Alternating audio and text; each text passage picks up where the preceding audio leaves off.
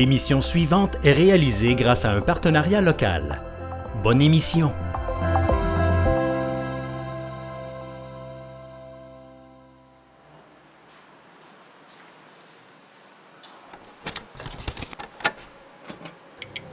Aujourd'hui, à l'émission, pour son expo-science, Émile a construit sa propre machine pour bien visualiser l'aérodynamisme.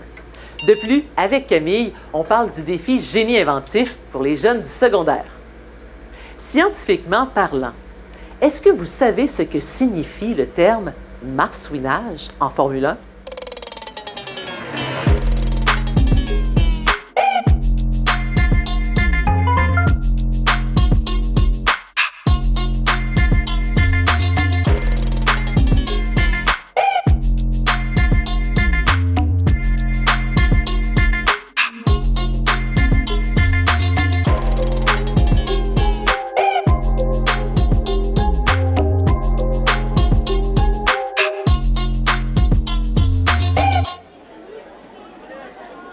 Bonjour, moi je m'appelle Émile Archambault puis je viens de l'école secondaire de Trois-Pistoles. Aujourd'hui, je vais vous parler d'aérodynamisme. Donc, ce sujet-là, moi, il m'a vraiment intrigué. J'ai décidé de faire mon expo-science dessus. Puis je me suis posé une question. Comment l'aérodynamisme va influencer les performances d'un véhicule? Mon hypothèse à moi, c'est que ça va influencer la consommation de ce véhicule-là, mais aussi les performances motrices de celui-ci. Donc, premièrement, durant mon expo-science, je vais vous expliquer qu'est-ce que c'est l'aérodynamisme. On la retrouve où, comment l'améliorer sur un véhicule et qu'est-ce que ça change concrètement sur un véhicule. Donc, premièrement, qu'est-ce que c'est l'aérodynamisme? Dans le fond, l'aérodynamisme, c'est de la physique qui va étudier les forces de l'air sur un objet en mouvement. Quand on parle de force, il y en a vraiment beaucoup. On peut se référencer à l'image juste ici. Toutes les flèches, c'est des forces de l'air sur un objet en mouvement. Donc, c'est de l'aérodynamisme. Moi, je vais vous parler de 3 forces en spécifique. Premièrement, la traînée. C'est celle-là qui arrive de face, qui va faire ralentir ton véhicule. La deuxième, c'est la dérive. C'est celle-là qui arrive de côté, qui va faire tasser un petit peu ton véhicule sur l'autoroute, des rafales de vent, par exemple. Et la troisième, c'est la portance. C'est là qui va arriver en haut et en bas du véhicule, mais les deux, ils vont forcer à l'opposé. Fait qu'elle s'annule un peu, cette force-là.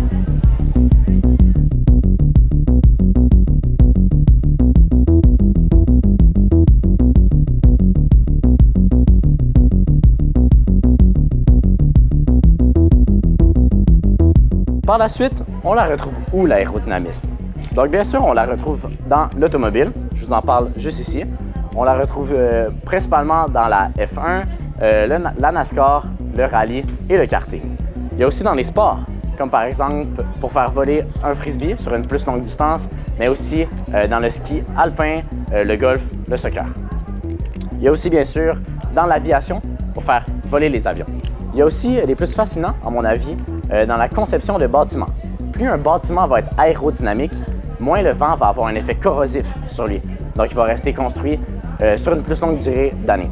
Il y a aussi dans l'énergie éolienne, plus la pale d'une éolienne va être aérodynamique, plus l'éolienne en question va produire de l'électricité.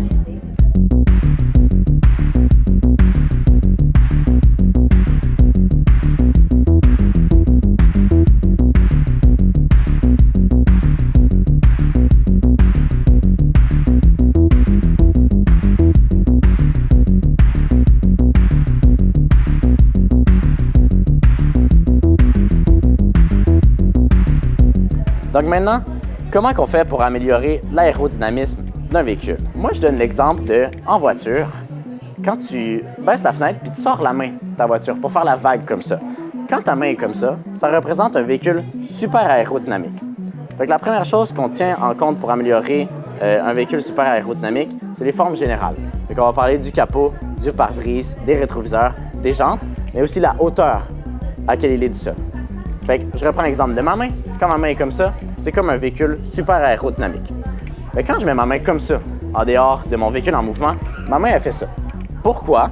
Parce que il va y avoir plus de surface de contact avec ma main et le vent. Puis quand ma main est comme ça représente un peu un véhicule comme lui juste ici. C'est comme un gros pick-up, un gros Jeep. Je vais en venir où par ça?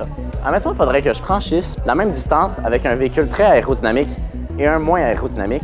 Lui qui va être moins aérodynamique, il va me prendre beaucoup plus de force pour parcourir la même distance que si j'étais comme ça. Ça va avoir un lien direct avec la consommation, mais aussi les performances, donc l'accélération et la vitesse de pointe. La deuxième chose que je vous parle, c'est l'aileron. Non, un aileron, ça ne sert pas juste à de la décoration. Le vent, lui, qu'est-ce qu'il veut faire? S'il n'y a pas d'obstacle, le vent il passe du point A au point B le plus rapidement possible. Tandis que lorsque j'ai un obstacle, le vent il va circuler le plus proche possible de mon obstacle. J'ai un beau schéma juste ici pour le démontrer. Quand j'ai pas d'aileron, le vent il va monter puis il va sortir de la trajectoire du véhicule sans faire de contrainte ni de force. Tandis que dès que j'ai une mini-aileron, quand le vent il va monter, il va venir taper sur le derrière du véhicule, ce qui va clouer le véhicule au sol.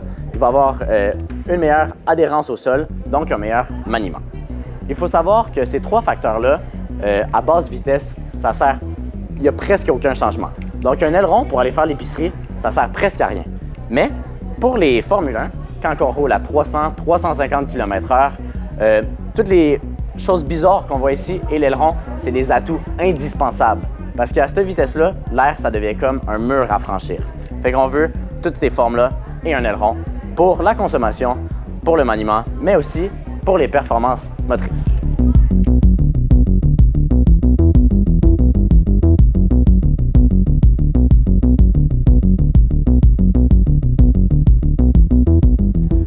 Donc maintenant, je vais vous faire une petite démonstration avec ça ici. Ça, dans le fond, ça s'appelle une soufflerie. Une vraie soufflerie, ça ressemble à ça ici. Ça coûte quelques millions à faire. J'avais pas le budget pour faire ça. Moi, j'ai fait une boîte en carton. Ma boîte en carton, comment elle fonctionne? Premièrement, ici, j'ai une machine à fumer, très simple, qui va envoyer de la fumée dans mon ventilateur. Mon ventilateur va prendre la fumée et la rediriger dans ma soufflerie. De plus, ici, j'ai un filtre à l'avant et à l'arrière. Dans le fond, c'est une pièce que j'ai moi-même imprimée en 3D puis que j'ai collé des pailles avec de la colle chaude. Puis ça permet l'écoulement laminaire. L'écoulement laminaire, c'est que l'air va faire comme un vecteur. Il va faire comme une ligne droite parce que l'air veut passer du point A au point B le plus rapidement possible. Ça va vraiment guider l'air. Fait que le but, c'est vraiment d'observer la fumée qui va monter et qui va redescendre au niveau de l'aileron.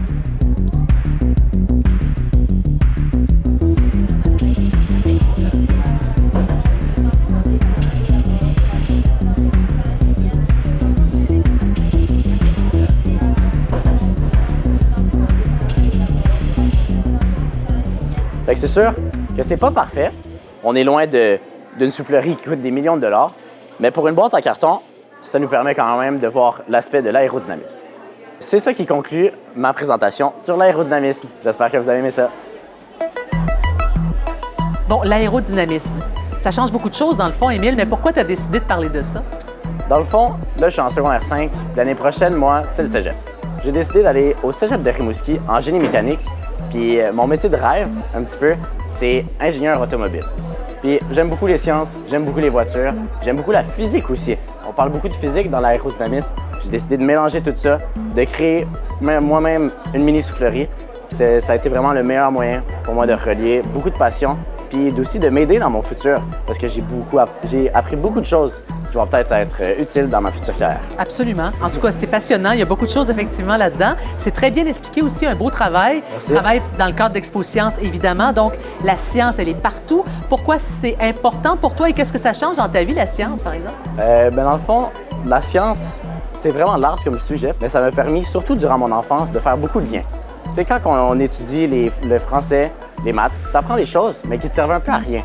Tandis que dans la vie de tous les jours, je trouve que les sciences, ça me permet de faire des liens, ça me permet de comprendre des choses que j'aurais pas compris si j'aurais pas fait de sciences. Très beau travail. Merci beaucoup pour les détails. C'était passionnant. Merci Émile.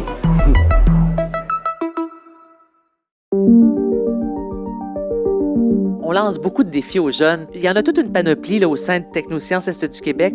Parle-moi de ces défis-là, Camille. Oui, exactement. Ça, c'est un de nos programmes qu'on propose chez Technosciences Est du Québec. Ce sont les défis technologiques. Donc, il y a 2 volets. Pour le volet des élèves du primaire, il y aura le défi apprenti génie. Et pour les jeunes du secondaire, ça va être le défi génie inventif. C'est un peu la même chose, mais avec des degrés de difficulté différents. Dans le fond, c'est des situations d'apprentissage et d'évaluation. C'est vraiment clé en main pour les profs. Là. Il y a toutes sortes d'outils pédagogiques disponibles en ligne. Puis, ça permet aux jeunes de créer un prototype qui va réaliser un objectif bien spécifique. Donc, il y a comme des plans de cours là, qui sont sont offerts là, avec une démarche là, à effectuer avec les jeunes au fil du temps. Donc, plusieurs essais, plusieurs tests selon le défi qui est proposé. Puis là, ils vont venir présenter ce prototype-là devant la scène et faire plusieurs finales là, pour compétitionner avec d'autres jeunes. La particularité du défi Génie inventif, c'est que ça change à chaque année. Qu'est-ce qui change et qu'est-ce que c'est? Exactement. Bien, le défi, le prototype à créer va être différent chaque année sur une rotation sur 5 ans. Comme ça, un jeune, bien, pour le secondaire, il va pouvoir le faire à chaque année puis jamais répéter le prototype. Et là, par exemple, cette année, les jeunes devaient créer un prototype qui illustrait une réaction en chaîne. Donc, ça impliquait beaucoup de machines simples. Puis, le dernier, en fait, c'est une cascade d'événements. Puis, le dernier événement, c'était le lancer d'un projectile le plus près possible d'une cible. Donc là, oui, il y avait beaucoup de contraintes à respecter. Il y avait un nombre minimal de machines simples à respecter, un nombre d'événements à respecter aussi, un temps minimal que les événements devaient prendre avant le lancer du projectile. Puis après ça, on venait mesurer la distance entre la cible et le projectile pour voir les prototypes qui avaient le mieux performé. Donc oui, c'était assez complexe pour les jeunes. Ils ont travaillé fort toute l'année scolaire pour amener ce prototype-là là, lors de notre finale régionale. Puis c'était super impressionnant de voir tous les résultats de ces élèves. Et c'est là qu'on doit sortir toute la créativité et inventer toutes sortes de trucs, mais il y a vraiment des jeunes qui sont très allumés là-dedans et qui offrent des performances magistrales. Ouais, exactement. Puis c'est ça que j'aime beaucoup de ce défi-là, c'est que ça vient allumer des étincelles un peu chez ces jeunes-là. Certains jeunes qui vont moins performer dans certaines matières à l'école qui sont plus théoriques, mais là, les défis technologiques, là, le défi génie inventif, ça leur fait vraiment construire quelque chose. C'est très manuel. Ils font beaucoup d'essais et d'erreurs et après ça, ils vont venir réajuster leur prototype. Donc, c'est super concret. Puis ça vient développer là, ces compétences-là chez ces jeunes-là. Donc, c'est super impressionnant à voir. Ouais.